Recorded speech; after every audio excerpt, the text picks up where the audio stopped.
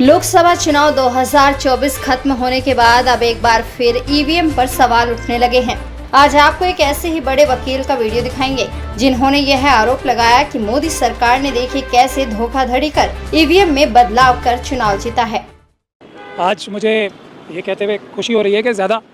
मुश्किल पेश नहीं आई। सिर्फ आधा घंटा बैठ के ही हमारी ये जो कंप्लेंट हमने की है इलेक्शन कमीशन के अधिकारियों के खिलाफ, खासतौर पे राजीव कुमार जी के खिलाफ, नरेंद्र मोदी जी के खिलाफ, अमित शाह जी के खिलाफ, जेपी नड्डा जी के खिलाफ, कि उन्होंने ये जो 2024 के आम चुनाव हुए हैं, लोकसभा के और दूसरे चुनाव जो हुए हैं, उसमें धोखाधड़ी करके ईवीएम की मशीनों द्वारा और दूसरे धोखाधड़ी द्वारा इलेक्शन के रिकॉर्ड मैनिपुलेट किए, मशीनों को मैनिपुलेट किया। सारे कानूनों की धज्जियां उड़ा के ये इलेक्शन इसलिए कराए गए हैं कॉन्स्पिरेसी के तहत कि भारतीय जनता पार्टी को इलेक्शन में फ़ायदा पहुंचाया जा सके। रामपुर में जो हमने चुनाव लड़ा था ईवीएम की मशीनों की चोरी पकड़ने के लिए, उसके भी हमने इसमें एग्जांपल्स लिखे हैं डिटेल में कि इस प्रकार से मशीनों को ऐसे अनसेफ तरीके से रखा गया, उनको खुलेआम ऐसे रखा गया कि उसमें चोरी हो सके, उसमें बेईमानी हो सके। SLU यूनिट जो उसका लोड करते टाइम उसका कोई प्रोटोकॉल फॉलो नहीं किया गया, बल्कि हमें बहकाया गया और SLU लोडिंग यूनिट जो हमारे आंखों के सामने कैंडिडेट्स के होना चाहिए था, वो कहीं चोरी छुपे से किया। उसके बाद मशीनों में हेरफेर की गई, मशीनों में तब्दीली करने के ग्राउंड वो छोड़े गए, मौके छोड़े गए। इलेक्शन की जो मशीनें हैं, ये फर्जीवाड़ा करने की मशीनें जो हैं, इसमें जो इसके नंबर्स होते हैं वो भी स्टिकर्स के माध्यम से लगाए गए, उसको एनग्रेव नहीं किया गया। तो इसका ज़्यादातर लोग सुप्रीम कोर्ट जाते थे, तो हमने आप लोगों से, देश की जनता ने जो हमारी जिम्मेदारी लगाई है कि ये इलेक्शन में धांधलियाँ और गड़बड़ी पकड़ने की, वो हमने उसकी सही उचित कानूनी प्रक्रिया शुरू की है। और वो कानूनी प्रक्रिया का सबसे पहला कदम होता है पुलिस में कंप्लेंट करना, क्योंकि इसमें अमानत में खयानत भी हुई है। जो राजीव कुमार जी हैं, उन्होंने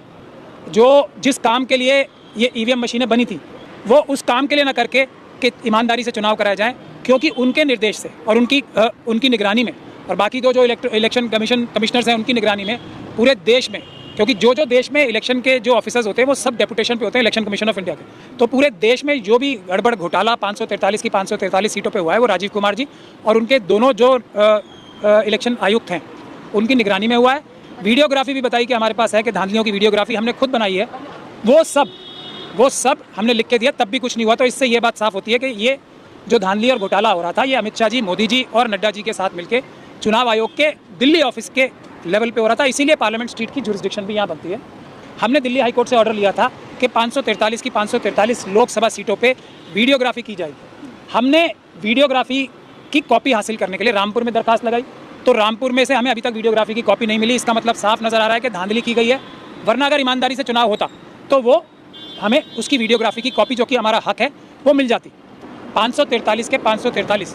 रिटर्निंग ऑफिसर्स को लोकसभा के और